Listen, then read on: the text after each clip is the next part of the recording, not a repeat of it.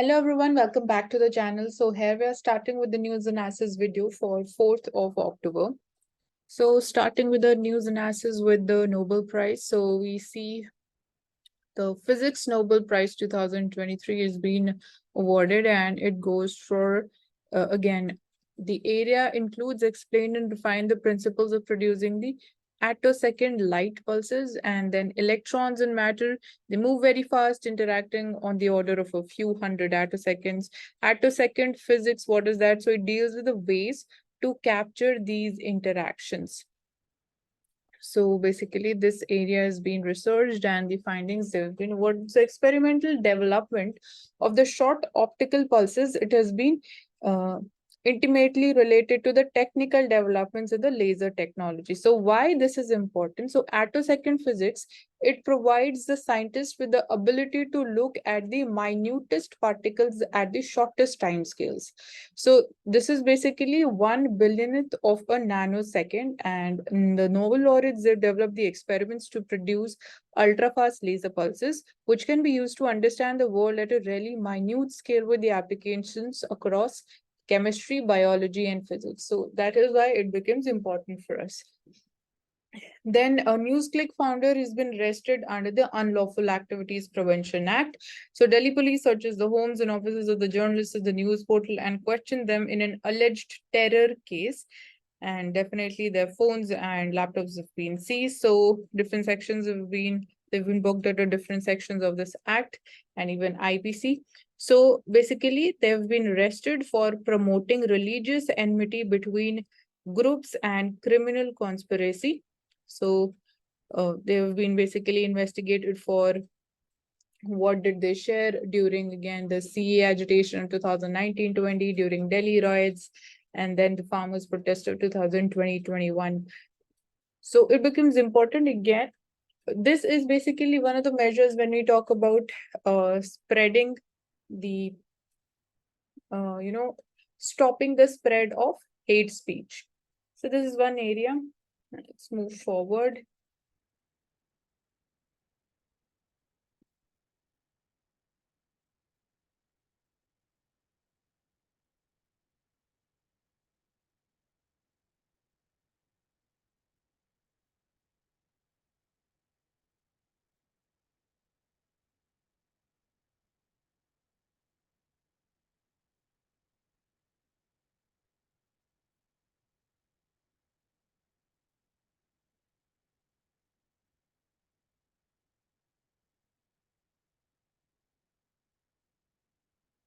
This topic has been discussed in detail yesterday. The Nobel Prize for Chemistry, for medicine goes for the mRNA vaccines.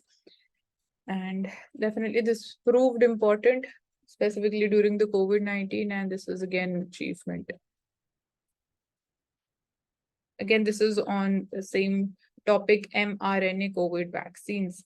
So we need to be clear with the concept of what is basically how mRNA-based vaccines, they're important. So, which vaccine is based on this formula of mRNA, Corbevax or Covaxin? Okay, we need to look for this. Covax is a program to ensure poorer countries that do not become the victims of this.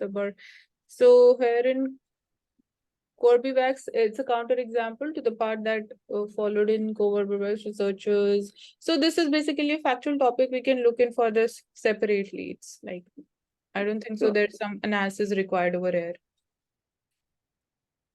So one of the important applications can be using artificial intelligence for audit techniques. So here we can talk about the broader topic of ethical usage of artificial intelligence. So this is one of the area.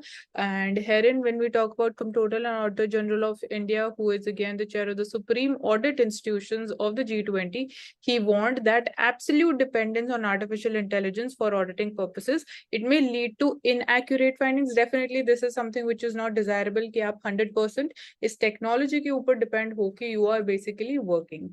So definitely जो human cognitive skills है, they cannot be replicated by this technology. So that's why we can't 100% over depend upon this. And इसके around definitely कुछ concerns भी है, like it might lead to inaccurate findings and emphasized ethics as again the cornerstone of the responsible usage of artificial intelligence. So again, regulated and we can say responsible usage of AI can be focused upon. So auditing challenges of the AI includes ensuring that there is transparency. Definitely, if auditing is being done, it needs to be done in a transparent manner. There is objectivity, fairness, and we need to avoid bias. So AI, it must be ethical and inclusive at the same time. Talk about responsible AI. So only ethical AI, it can add to the credibility, to the trust and scalability to the CAG audits. So these are some of the possible advantages out of it. So AI regulation, definitely we need to move in this direction. Ab baat kare globally, so European Parliament, they have approved their European Union AI Act in the first of its kind in the world. So we're talking about regulation, kaise is technology ko hum regulate kar sakte, so definitely that's important. And with few frameworks available for the auditing AI, auditors, they can only focus on the risk, the controls, the governance structures that are in place to determine whether they are operating effectively or not. So what are the other challenges before the Comptroller and Auditor General? So it faces many challenges in auditing AI systems. So AI regulation and data standardization, they are critical. Since the data for various government entities, they are taken from different sources and it is stored in multiple divergent platforms. So AI auditor, it will face enormous risks and challenges because data is initially scattered. So audits cannot be based on big data from unauthorized sources.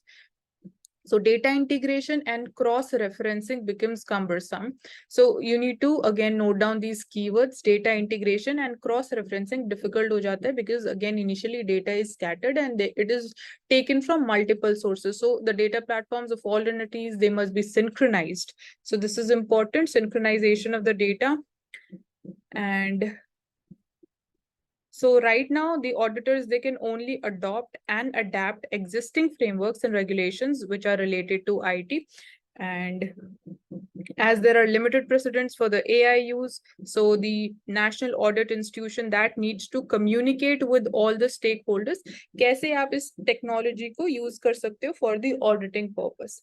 So that can be again responsibility can be taken up by the National Audit Institution.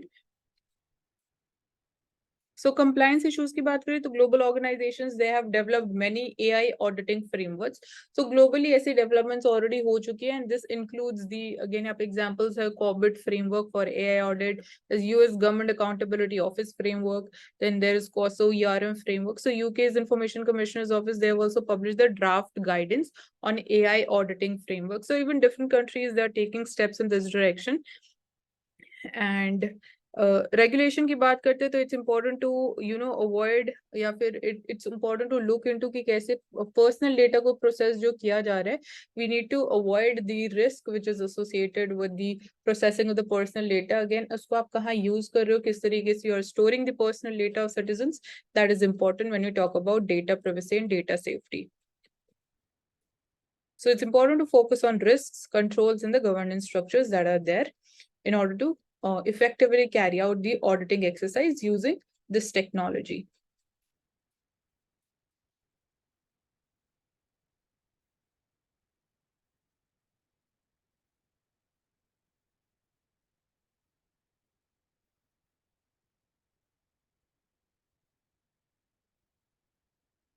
So what is circular migration? So when we look at both the sides of this debate, so in India, internal migration is one thing, which is migration within a particular country or the state. So it is almost always been circular. So what is basically this, how can we interpret this circular migration? So with rapid industrialization, there has been a huge flow of migrants from the rural areas to the urban areas. So this is one direction because of, again, people, they expect there are more job opportunities in the urban areas. So they migrate from the rural and native land. So circular migration, it is a repetitive form of migration jahan pe people, they move to another place or the destination country and went back again to the country of origin according to the availability of employment.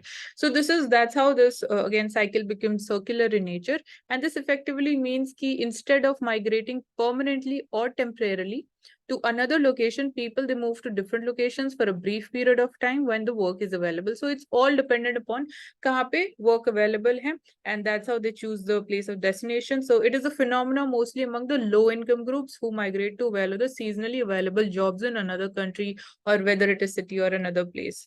So circular migration, it became quite popular. Again, globalization ke saath this phenomenon started during 1960s and 1970s with the advent of globalization and the development, with the modern introduction of the modern forms of transportation and communication, social networks, and growth of multinational corporations. So herein again, new jobs were created. So it's important for us to again take into consideration that the interest in the rights of migrants that is ensured. And again, during COVID-19 also, we saw a huge reverse migration. So that was also, we can say, a part of circular migration cycle only. But again, that was not because of, we can say, job opportunities. There were several reasons working at that point of time. So it's important that public policies, they are formulated, they are in place when we talk about the interest of the migrants, when we talk about the social security benefits that needs to be ensured. And apart from this, we've again introduced four new labor codes. So when you talk about the labor reforms that is being done, but वहाँ पे भी एक problem है. We are there with the laws, but they're still right now on the paper. So it's important कि हम उनको कब implement करने जा रहे हैं. So that's an important area there. And circular migration, it aims to quell all these fears. So the negative effects of brain drain के that will reduce. Again, यहाँ पे जब हम internationally circular migration की बात करते हैं, so जो negative effects हो सकते हैं, that is brain drain and sort of brain circulation that can be encouraged, wherein the individual can use his talent in both the countries and still contribute to the remittances. So that's how again few changes they can be done, so in order to stop the brain drain. And mostly आज के time में when we see कि technology इसका usage increase हो रहा है, आप बात कर सकते हो gig economy की कि again you can be at your place and contribute through multiple ways. So that can be leveraged. So managing the migration for development, is circular migration the answer for that? So circular migration offers a way out to the governments of the destination countries as migrants, they will circulate back to their home areas. तो ये again एक concern हो जाता है for the destination countries कि वो कैसे ensure कर सकते हैं, या not if अगर हम international level पे बात नहीं करें तो ये national level पे भी different states के लिए कैसे important हो जाता है कि they are able to retain those migrants in that particular area, so as to again वो उस particular region की growth के लिए बहुत important role play करते हैं. So it can again act like a disruptor also when we talk about the cycle of growth and development. So when we talk about specifically only India, so circular migration within India, so India में internal migration जो है, अगर हम इसकी बात करें with the advent of jobs in manufacturing, construction, services sector, so यहाँ पे when we saw the jobs going up, there has been huge flow of migrants from the rural areas to the urban areas. अब data देखें तो 2004 and 2011-12 के बीच में construction sector में सबसे ज़्यादा हमने देखा there was largest net increase in the employment for all the workers, specifically जो rural males हैं. So they were basically attracted more towards the construction sector. So this has led to the rural populations and their economy dwindling, and urban spaces, while booming, they're witnessing infrastructural collapses also, as they're unable to properly house the incoming populations. So development हो रही है, but we are not seeing in a way this is we can't call it to be a planned development की rural से urban areas में migration भी हो रही है, तो वो rural areas की growth and development पे impact कर रहे हैं. साथ ही साथ when they're moving to urban areas, तो construction sector में हमें ज़्यादा growth, ज़्यादा we can say कि participation देखने को मिल रहा है of the migrants population, तो वहाँ पे भी infrastructural collapses ऐसे incidents हमें देखने को मिल रहे हैं. तो even when we talk about the infrastructure quality that is being created, क्योंकि of late we are seeing कि metropolitan cities में ऐसे incidents देखे गए हैं जहाँ पे even जो high rise buildings है they have collapsed, and definitely it has taken lives of many people as well. And उसके अलावा again when we talk about twin towers demolition by the government, so that raises some other concerns. So in India जो uneven development हो रहा है post liberalization, that is something very important to address this thing. So it has led to a lot of interstate migration also with states like West Bengal, Odisha and Bihar. वहाँ से हमें majorly migrants outflow देखने को मिल रहा है. And initially जो most of the migration था that was towards Delhi. Nowadays it has increased to southern states as well. So this is one pattern of migration that is visible within India.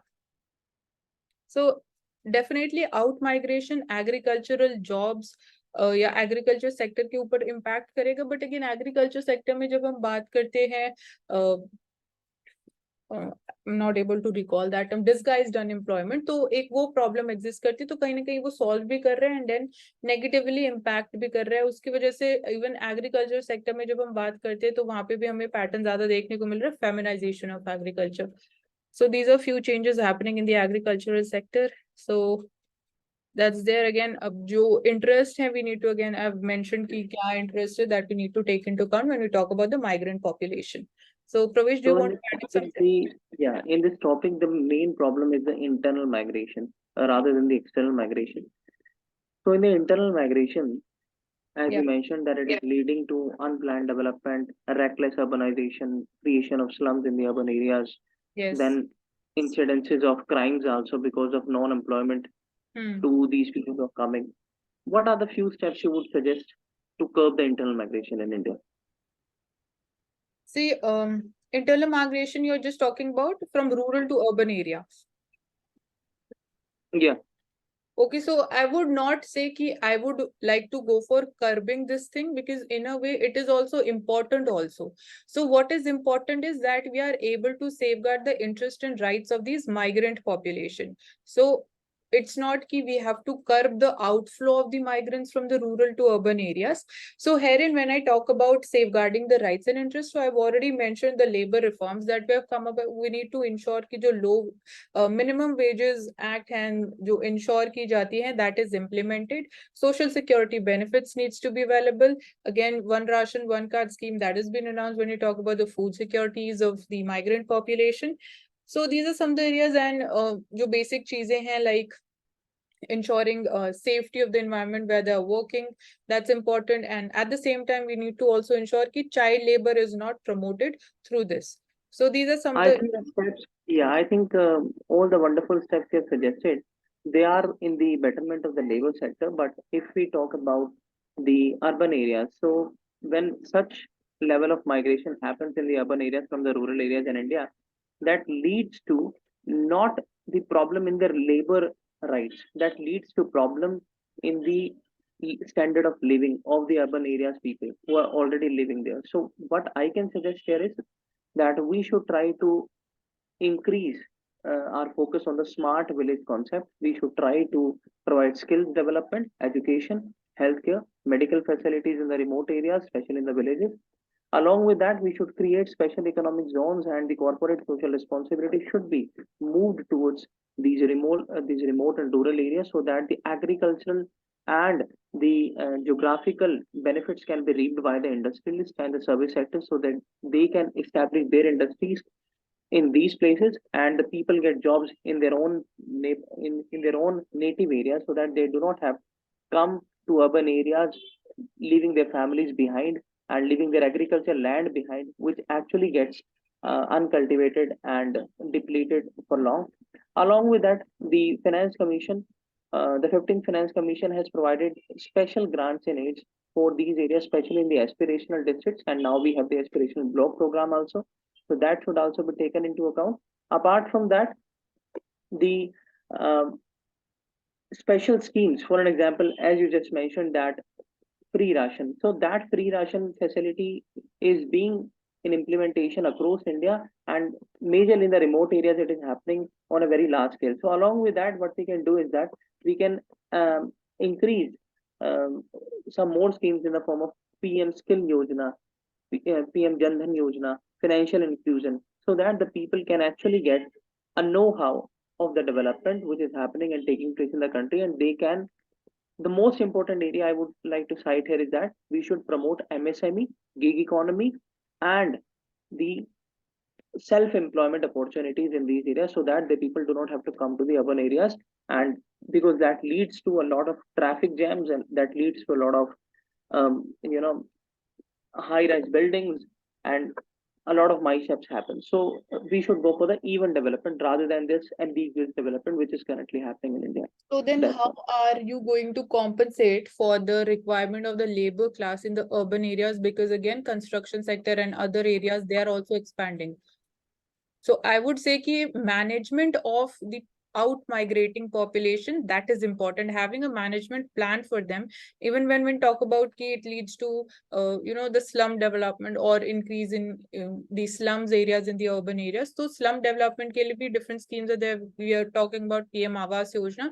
So basically management of the out migrating population is important. And secondly, as you just mentioned, कि this out migration, it impacts the standard of living of the people who are already established in the urban area. So I would like to understand this, how they impact the standard of living of the urban area people. As in the form of it leads to um, disruption in the waste management that leads to chunking, choking of drains because of a lot of waste which is generated in the urban areas by increasing of the population in these cities, So, but and that leads to when we talk environment about problems. out migrating population, do you really think कि उनकी वजह से this problem has escalated? Is it not because already कि the people who are already established in the urban areas, जो वहाँ पे already रह रहे हैं, so-called societies में, they are more responsible for this waste No, mismanagement? we actually cannot blame one party. I am talking about all the parties. We can't actually blame the people who are already living in the societies. The reason being, in the societies and in the colonies, there is a very much difference. Is that in societies, everything happens in a very systematic way. There is a waste management plan. There is, everything. But in the colonies, the things are not like this. So, and No, no, especially but if you're talking about the slums, I would like to especially if you're yeah, wait a minute. Especially when you're talking about the slums, that we should manage the slums like with the help of PM Awas Yojana. So the Bombay is the economic capital, metropolitan city, and hosting the largest slum in the Asia. Can you expect that PM Awas Yojana is going to going to provide them a relief with the housing facilities? Yes, I it don't think will so. provide a relief, but when we again talk about the slum redevelopment plan, so that is something different. So both the things they are working, there are several factors which are working at the same time. So each and every factor which is working, each and every scheme that is working, they have their own significance. So herein, as you just mentioned that about the waste mismanagement problem, तो urban areas में क्या कि set की societies के पास अपना खुद का plan होता है. सो इट्स इम्पोर्टेंट कि वो प्लान इम्प्लीमेंट भी होना चाहिए. अगर वो इम्प्लीमेंट हो रहा था तो we wouldn't have seen the problem of landfills sites. So वो प्रॉब्लम नहीं होती अगर वेस्ट सेग्रीगेशन इनिशियल स्टेप्स पे, इनिशियल स्टेजेस पे इम्प्लीमेंट हो रहा होता, which forms again an important part of the behavioral aspects of the people. Well, I think landfill sites are not only because of the society people. I'm not specifically now talking about society people, I'm talking about urban areas. But again, जो out migrating population, वो एक small component है urban areas का. Well, if you are saying this, so I would like to give an example of Delhi during the COVID time. The Delhi was almost empty the time of COVID-19, and it was documented in data in newspapers that Delhi's air quality has been improved because of the COVID ban, and a lot of out migration, internal migration across India was seen when the people of UP, Bihar, Haryana, Punjab, everyone was going back to their houses. So Delhi was actually empty. So you can't actually say that the statement which is just gave. Okay, but as you talk about कि air quality में improvement हो, तो it was again because everything was, it came to a standstill. जो manufacturing activities हो रही थी, factories सब stop हो गया था. तो it was majorly because of again अब development, when we're talking about कि एक planned तरीके से development होना चाहिए, that is important. So we can't blame कि it is migrants who are creating pollution. जो again जो factories हैं वो we need to talk about them. So here we can talk about the plan and the manner of development that we're going forward with.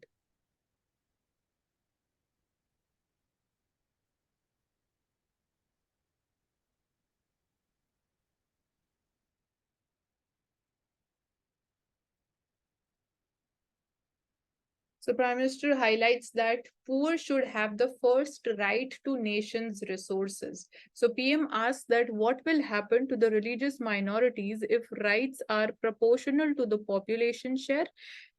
Basically again यहाँ पे थोड़ा सा political भी हो जाता है. So he questions whether party wants majority Hindus to accept the minorities. So ये थोड़ा सा political topic है. So again, when we talk about, we can connect here this topic with what Mahatma Gandhi promoted. He said कि if poor people, if the minority community, if they are able to again relate कि they are an important part of the country, then we can say कि yes, we are moving forward in the right direction. Otherwise, again, we'll have to relook into what plans, what development plans, and in which manner we are promoting them. So, what do you think that how the artificial intelligence can provide the affirmative action in a very systematic way when we are talking about the SC, ST, EWS reservation recently, when we are seeing that there are disruptions, malpractices being accounted by the district level administration, that the people actually become poor, but they are above, they are living a very good standard of life. How the artificial intelligence can help in identifying the real beneficiaries of the schemes and to provide them benefit. See, artificial intelligence is more focused and it can help in us where we require more of data analytics. So when we have proper data about, again, the poor people, the BPL families and people, that can be one area. But again, वहाँ पे if we are having identity cards like Aadhaar cards, and उससे हम connect कर सकते हैं कि कैसे basically whether they are really actually BPL or not. So जो again यहाँ No, पे actually, Aadhaar card is not having any sort of provision like this, as you're mentioning that it will provide a data of the background, right? Yeah, it is Because on the providing basis, the data. I'm not saying that. मतलब yeah. ID use की जानी चाहिए यहाँ पे instead of artificial intelligence. तो it is again आपको help ज्यादा कर सकते हैं in terms of data analytics, as I just said कि वो Okay, implement. let's allow me to come into very specific. What actually happens in the reservation is that let's talk about the EWS. In the EWS, what is the conditions is that you have to be, uh, you know, just have to 8 lakhs per annum. Your family income should be, and your property should not exceed 50 square yards, 100 square yards.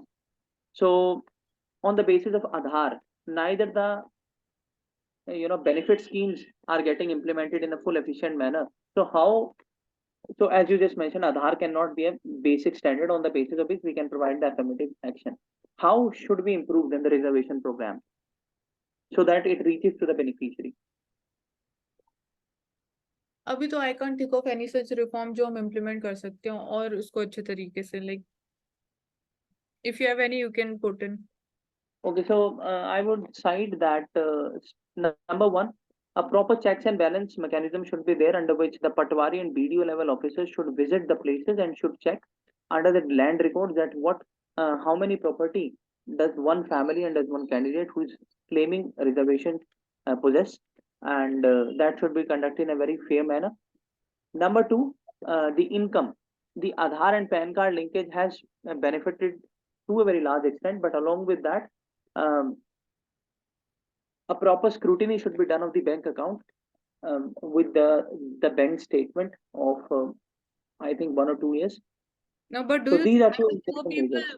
so when we talk about again broader level पे inclusivity वाली angle की अगर हम सोच के बात करें, that poor people would be having PAN cards and they are like financial inclusion. तो अभी ऑफ लेट हमने कुछ सालों से बात करना स्टार्ट किया कि we need to go in for financial inclusion, bank accounts open होने चाहिए. तो can that be a reliable basis for determining कि अगर उनकी इनकम कितनी है, क्या वो सही में BPL है या नहीं है?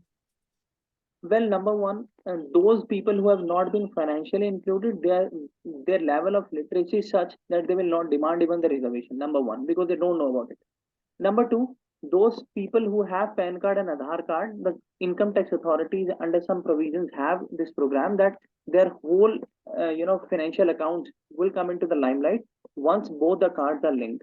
So the authorities would be having a proper check on this if the both the cards are getting synchronized. My question is that really poor people do, like, all of them, yeah, most of them have the PAN cards or not? Okay, so if they don't have PAN card, so we have a mechanism under the government that is income certificate. So that income certificate is being made only when the authorities check your financial credentials. So that can be used then.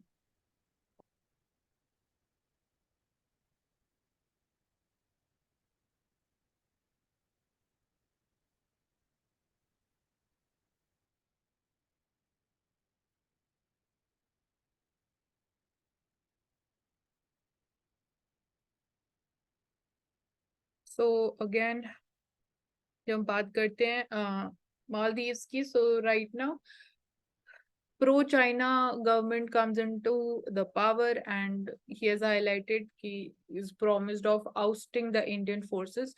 So initially कुछ hiccups and कुछ disruptions हमें देखने को मिल सकते हैं, but again now we can't say कि if he is pro-China and anti-India, so we are not going to strengthen our relationship. So again, we need to focus more upon the similar task of strengthening our bilateral and diplomatic ties, and that can again help in changing his ideas and beliefs. So people have told us that they don't want the foreign military here, and again their internal issue. It is promised to remove the Indian military personnel stationed in the archipelago state, promising that he would initiate this process.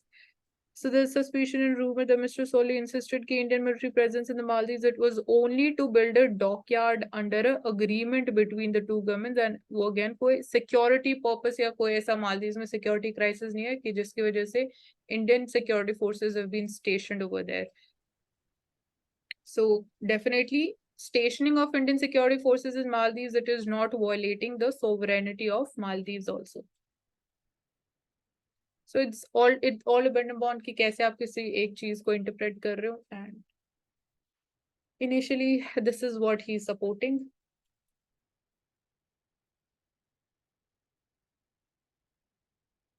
So this we've already taken up on the front page, Nobel Prize in Physics for finding a way to see electrons. So यहाँ पे again factual हो जाता है थोड़ा. This we have seen कि ये कहाँ हमें help कर सकता है, why it is important.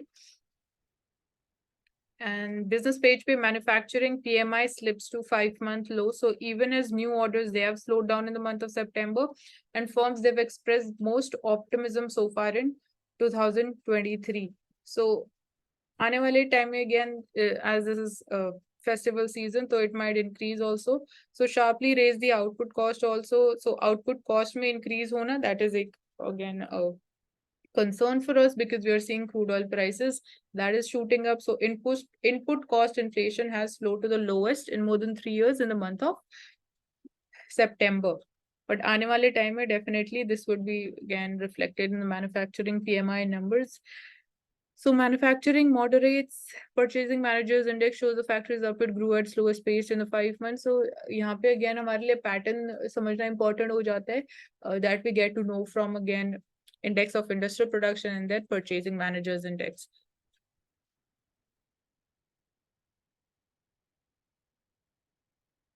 So how is India going to respond and manage agar crude oil prices surpasses $100 per barrel mark? So India will manage if the price goes beyond $100 per barrel. Now यहाँ पे again हमारे लिए strategic oil reserves important हो जाते हैं, and we are again seeing कि जो हमारा share है of the Russian crude oil imports, that is increased. So now Russia is definitely the highest, we can say number one countries which is supplying highest amount of crude oil to India. So that can be again leveraged, as we are seeing कि Russia is supplying us crude oil at discounted prices. So again यहाँ पे थोड़ा इतना detail नहीं है, and it has a lot of domestic production also. So India will manage. India is a large economy and we have domestic production, so we'll cut back. So this is what the Petroleum Minister Hardeep Singh Puri has to highlight and mention. So global slowdown hits the engineering exports also. This again we have taken up a number of times and talk about the export slowdown. What are the possible options that we can explore?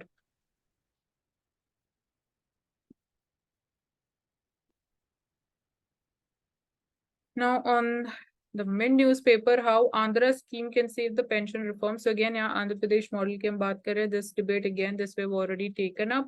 What is Andhra pension scheme? So Andhra Pradesh guaranteed pension system bill जो है that has been passed by the state assembly. It is a mix of the old pension scheme and the new pension scheme. This was introduced in 2004. So it's a contributory scheme जो guarantee करता है government employees को monthly pension of 50% of their last drawn salary, and it includes the dearness allowance relief also. So that is the basis of again 50% of your last drawn salary. And GPS, this is again short form guaranteed pension system. It was introduced by Andhra Pradesh to overcome the opposition to the new pension scheme, which many saw that वो inferior है to the earlier scheme, and a return to the old pension scheme it felt was again वो fiscally unsustainable है. तो ना तो like people were not supporting the new pension scheme, and आप again old pension scheme पे भी shift नहीं कर सकते हो because that wouldn't be fiscally sustainable. So that's how again Andhra Pradesh has come up with such a system जहाँ पे it is a mix of the new and the old pension scheme. And again, we can go in for how this can benefit at pan-India level also. So why has the scheme generated interest? So after a struggle for more than a decade, India finally executed the pension reforms that was introduced in 2004. Over time, people have come to feel कि those they are receiving the pension as part of the old scheme, they are better off, because again, वहाँ पे जो amount की बात करें, amount में difference आ रहा है, so that's why people are simply opposing the new pension scheme. So Rajasthan and Chhattisgarh ऐसे कुछ states and who are reverting back to the old scheme. जब हम बात करते हैं Himachal, Jharkhand, Punjab, so they are in the process of doing so. So again, as a solution, definitely Andhra Pradesh जो model है that will be helping even the states जिन्होंने decide किया to go back to the old scheme. So ये एक तरीके से middle path offer करता है and prevents a return to the regressive old scheme. So that's there. So this pension with the different state governments are going back on the old pension system. Yes. Would this be having an association with the finance commission grants given to the states by the central government? That we'll have to look into the terms of reference of the Finance Commission specifically, because you are asking this specifically whether this is a part of financial devolution or not. So I don't Because think because if the, this because if would the be state governments are going to have the fiscal deficit of 8%, so definitely they are going to demand grants in it and a lot from the central government to reap this, yes.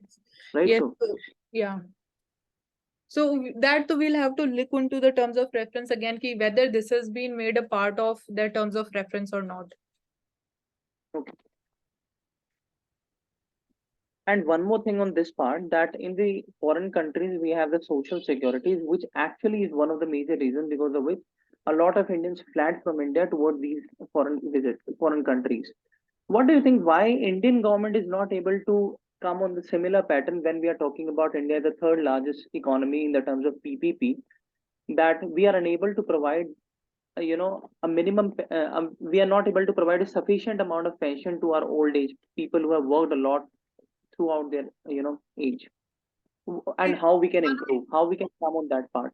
One of the major reasons I would say ki India is still a developing country. When we talk about the Western world, they're already developed. Okay. So that is one of the main reasons. Again, then when we talk about managing our fiscal responsibilities or fiscal management of the resources, that is one thing that we are looking into at the same time, because again, we are a developing country.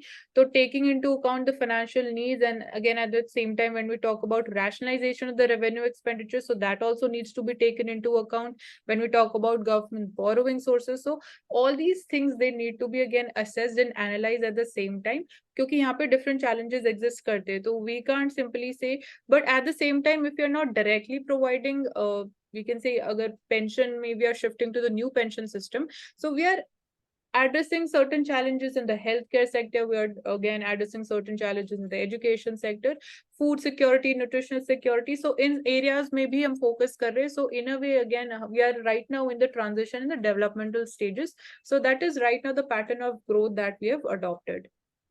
Okay, so along with that, the taxation sector can also contribute, right? So Taxation sector, when the government will be having more tax buoyancy, so it can actually lead towards that.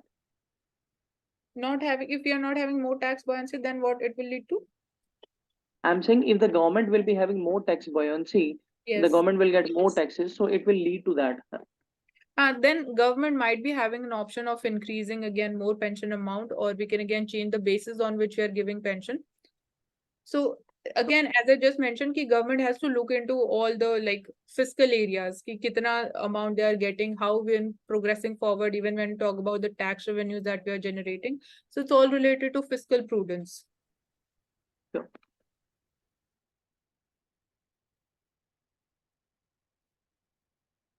So we see as European Union relents the fresh scope for the solution on food security. So decade after World Trade Organization brought in a peace clause on the public stock holding for the food security, mainly New Delhi's instance, prospects are looking brighter for a permanent solution for this vexed issue. So again, यहाँ पे भी जब हम बात कर रहे हैं government जो public stock holdings हैं, जो surplus food grains the government holds, FCI holds, and again जो हमारी PDS scheme है, so again जो main reason है that is ensuring food security. So ये long pending issue है जो WTO में चल रहा है. So herein, when we talk about, according to the sources, European Union, they have agreed to consider India's demand for a permanent solution at the agriculture negotiations meeting. And we need to now look into कि क्या permanent solution है जिस पे agreement हुआ है. So India has welcomed the European Union's change of stance, and they've urged even the WTO members to start text-based negotiations on this issue as soon as possible, and preferably at the senior official meetings also. So, and definitely now, as we see new challenges in the form of climate change, so we are again seeing that food security becomes an important concern. And at the same time, when we talk about that India is being one of the most populous country in the world, the food security is important, but food security along, we are also focusing upon nutritional security at the same time. So as of now, we are not seeing food security in a major problem here, but yes, definitely we need to be even prepared for future also. So if we talk this about, then I think the WTO's claim against India are not actually wrong. The reason being that according to the Ministry of Agriculture and our food production development authorities, around 80 crore people are getting in India the free food supply in the PDS, and one person is getting subsidized food for per month in 637 rupees. So that leads to a lot of financial burden on the government as well. But do you think that 80 crore people actually require this much food security No, so that when is we are my talking? question. That is my question to you, because you have put forward, you are saying that you support WTO stance on this issue. So do you really think कि आप PDS को withdraw कर सकते हो, या उसमें again क्या changes आप कर सकते हो, अगर आप बोल रहे हो कि WTO ठीक है जो इंडिया के against बोल रहा है? I am saying that WTO is not completely wrong, and I am saying the Indian government is also not completely wrong. But the Indian government is, um, the Indian government needs to actually take this matter into very much serious note and should try to do the rationalization of the PDS distribution, because currently the 80 crore people, if our 80 crore people are getting food security, we can't say that we are developed and we are even developing. We are underdeveloped itself. We have to work in this area